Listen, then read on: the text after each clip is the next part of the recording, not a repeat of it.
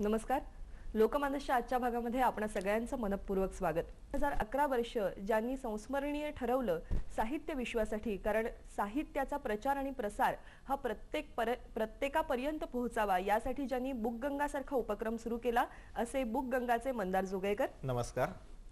तुमच्याकडे बघत असताना 2011 मला वाटतं अतिशय महत्त्वाचं ठरलं तुमच्यासाठी आणि तितकंच बुकगंगा या तुमच्या प्रकल्पासाठी. तर हा प्रकल्प नेमका काय? 2009 साली एक विश्व साहित्य संमेलन जेव्हा अमेरिकेमध्ये झालं, त्यावेळेस भारतीय साहित्य, मराठी साहित्य जगभर कसं पोहोचवता येईल ह्याचा विचार विनिमय झाला. आणि त्याच वेळेस 2011 साली आम्ही बुकगंगा ह्या संस्थेची स्थापना केली. बुकगंगाच्या माध्यमातून सुरुवातीला आम्ही असं ठेवलं होतं की 10,000 पुस्तकं लोकांपर्यंत पोहोचवावीत. पण गेल्या वर्षभरात आम्ही जवळजवळ सर्व प्रकाशकांची 50,000 पुस्तकांची सर्व यादी bookganga.com ह्याच्यावर उपलब्ध करून दिली. आणि ती आता खेड्यापाड्यापर्यंत आम्ही पुस्तकं घरपोच पोहोचवण्याची सुविधा उपलब्ध करून दिली की ज्याचा चांगला प्रतिसाद मिळाला. म्हणजे मी तुम्हाला फक्त फोन केला तर माझ्या घरी पुस्तकं येऊ शकतात? हो. एखाद्या पेपरमधलं परीक्षण वाचल्यावर हे पुस्तक कुठे उपलब्ध आहे आणि हे घरपोच तुम्हाला मोफत पोहोचवता येईल ह्याची सोय bookganga.com ने केली. आणि त्याला खूप चांगला प्रतिसाद मिळायला लागला. म्हणजे पुण्या मुंबईच्या बाहेर जी सर्वसामान्य पुस्तकं उपलब्ध होत नव्हती ती आता सहजासहजी घरपोच लोकांपर्यंत पोहोचवता आली. आणि त्याचबरोबर टेक्नॉलॉजीचा एक मोठा प्रभाव झाला. सरकारने आता आकाश हे टॅबलेट आणलंय, त्याचबरोबर आयपॅड सारखी नवीन डिव्हाइसेस आता यायला लागलेत. तर त्याच्यात आपलं मराठी साहित्यही पाठीमागे राहिलेलं नाहीये. तर आयपॅड सारख्या ह्या माध्यमातून आम्ही आता लोकांपर्यंत ईबुक हे लोकांपर्यंत पोहोचवायला सुरुवात केली. आणि त्याचबरोबर जसं फमुजींनी म्हटलं की दिवाळी अंक, तर यावर्षी 250 दिवाळी अंक आज जगभर लोकांपर्यंत पोहोचले की जे पूर्वी सहजासहजी उपलब्ध झाले नव्हते. तर अशा प्रकारे साहित्यात मोठी क्रांती ही आता घडून येते. निश्चितपणे मला वाटतं ही अतिशय महत्त्वाची अशी क्रांती, आणि ही क्रांती जाणून घ्यायला आपण सगळेच उत्सुक असू. तर आपल्याबरोबर बुकगंगाचे संजय पेठे सुद्धा आहेत. एक ख्यातनाम फोटोग्राफर म्हणूनही आपण त्यांना ओळखतो. तर मला तुम्ही याविषयी आणखीन थोडी माहिती द्या ना, मला काही प्रात्यक्षिक बघायला आवडेल. bookganga.com वरून तुम्ही तुमच्या कॉम्प्युटरवरती किंवा आता मंदार जोगळेकरांनी सांगितलं तसं आयपॅड सारखे जे डिव्हाइसेस आहेत याच्यावरती तुम्ही ई बुक्स डाउनलोड करून घेऊ शकता. परंतु ई बुक्स म्हणजे नुसते PDF फाईल्स किंवा PDF स्वरूपातली पुस्तकं नाहीत. तर ती पुस्तकं सिक्युअर्ड असली पाहिजेत. कारण प्रकाशकांनी आणि लेखकांनी जे एवढी मेहनतीने बनवलेलं हे पुस्तक आहे ते कोणाहीकडे पायरेटेड म्हणून जाता कामा नये, यासाठी आम्ही खूप काळजी घेतली. त्याच्यासाठी ई बुक रीडर या नावाचं आम्ही एक स्वतः सॉफ्टवेअर बनवलं.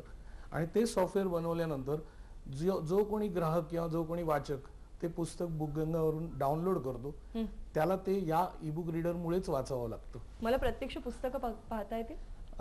मी पुन्हा एकदा दाखवतो. तुमच्या कम्प्युटरवरती ई बुक रीडर अशा पद्धतीने डाउनलोड केला जातो. डाउनलोड केल्यानंतर तुम्ही जे विकत घेतलेलं पुस्तक आहे ते पुस्तक ह्याच्यामध्ये जमा होतं.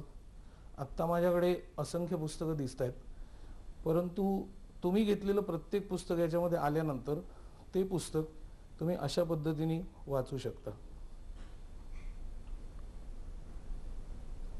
हे संपूर्ण पुस्तक आहे. जसं तुम्ही छापील पुस्तक वाचता त्याच पद्धतीने तेच पुस्तक हे इथे ई बुक म्हणून तुमच्या पुढे दिसत आहे.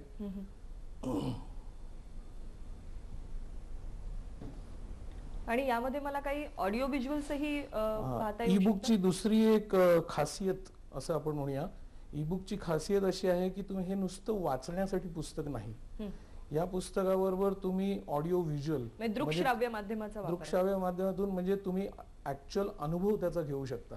एक उदाहरण म्हणून तुम्हाला सांगतो, नरेंद्र जाधवांनी रवींद्रनाथ टागोरांच्या 151 कवितांचं भाषांतर केलं आणि ते मराठीत भाषांतर केलं. त्याचं पुस्तक आहे भयशून्य चित्त जेथ.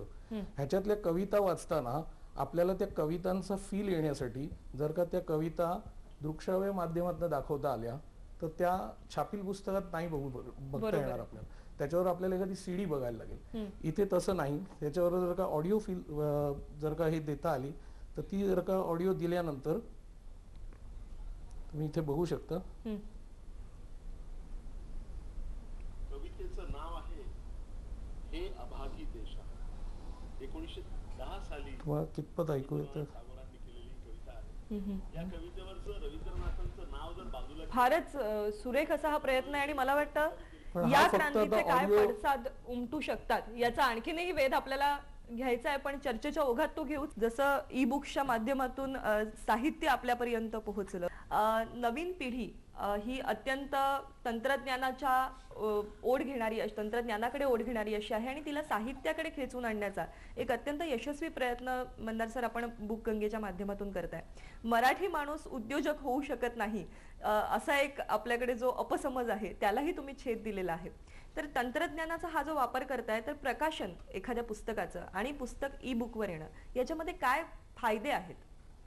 मराठी माणूस एकतर उद्योगात येत नाही. मी एका साखरप्यासारख्या एका रत्नागिरी जिल्ह्यातल्या छोट्या खेडेगावातून आलो, पुण्यात येऊन 10वी नंतर शिकत गेलो आणि मग व्यवसायात पडलो नाही. शिक्षण झालं ना? मराठी माध्यमातून शिक्षण झालं, कमवा शिका करत मी शिकत गेलो आणि पुण्यातून व्यवसायात पडलो नाही, तर व्यवसाय उभा करायला मी सुरुवात केली. की जी मराठी माणसाची जी मानसिकता आहे की व्यवसायात पडला, तर ती आता बदलत चालली असं मला दिसतं आणि जास्तीत जास्त तरुण हे आता व्यवसायाकडे वळायला लागलेत. त्याच्यासाठी पोषक वातावरण तयार होत आहे आणि त्याला टेक्नॉलॉजीचा तंत्रज्ञानाचा खूप मोठा फायदा होत आहे.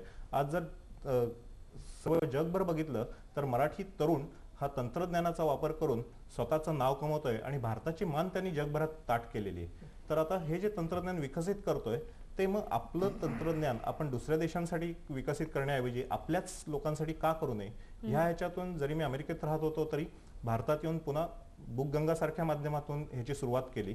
आणि आम्हाला सांगायला आनंद वाटतो की ज्यावेळेस आयपॅड जेव्हा रिलीज झालं मार्केटमध्ये जगभर, त्याच वेळेस भारतामध्ये पण आपलं बुक गंगाचं ऍप्लिकेशन हे आयपॅडवर उपलब्ध झालं. आणि जसं कौशलनी एक त्याचं संगीत हे आता जगभर पोचायला या तंत्रज्ञानाचा वापर खूप सोप्या माध्यमातून उपलब्ध झाला. म्हणजे विश्वास पाटलांची सर्व भाषांमधली पुस्तकं, भालचंद्र नेमाड्यांची सर्व भाषांमधली पुस्तकं ही आता जगभर उपलब्ध होऊ शकली.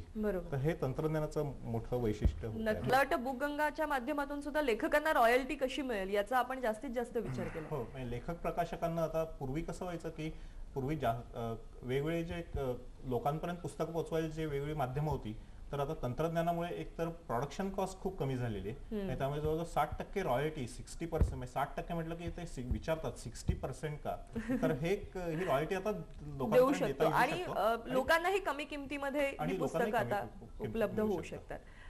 जसं तंत्रज्ञान चमत्कार घडवू शकतं, त्याचप्रमाणे माणसाची इच्छाशक्ती हे एक सगळ्यात मोठं माणसाच्या हाती असलेलं तंत्रज्ञान की ज्याने तो कुठलाही पराक्रम करू शकतो. आपला मराठी कार्यक्रम सादर करायचा ही खूप मोठी आनंदाची गोष्ट होती आमच्यासाठी आणि श्रीयुत अशोक खंडे यांनी आम्हाला खूप प्रोत्साहन दिलं.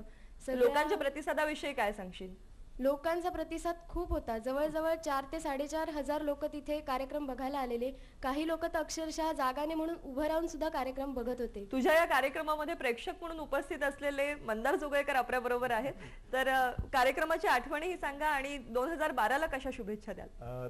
कार्यक्रम इतका सुंदर झाला की अमेरिकेतल्या तमाम मराठी बांधवांना एवढ्या भव्य दिव्य स्टेजवर एवढा मराठीची परंपरा ही त्यांच्या डोळ्यासमोर तरळत गेली. आणि मला अशोक झेंडेंना एक सांगावंसं वाटतं की आता ह्या पुढचा अमेरिकेतला कार्यक्रम हा न्यूयॉर्क मधला ब्रॉडवे, जिथे जगातले सर्वात मोठे मोठे कार्यक्रम होतात, तिथे मराठीची पताका. निश्चितपणे मला वाटतं 2012 मध्ये हे स्वप्न साकार झालं तर आपण सगळेच अत्यंत सुंदर असा हा विचार मांडला. कार्यक्रमात आपला शेवट निरोप घेत असताना सुरेख क्षण, असं सुरेख सहवास आपण सगळ्यांना 2012 मध्ये घडावा. लोकमानसच्या मंचावरून वेगवेगळ्या प्रश्नांचा जागर करण्यासाठी आपण पुन्हा 2012 मध्ये भेटणार आहोतच. पुन्हा तुम्हा सगळ्यांना, संपूर्ण महाराष्ट्राला, सर्व रसिक वर्गाला 2012च्या खूप खूप शुभेच्छा आणि 2011ला सहर्ष निरोप. नमस्कार.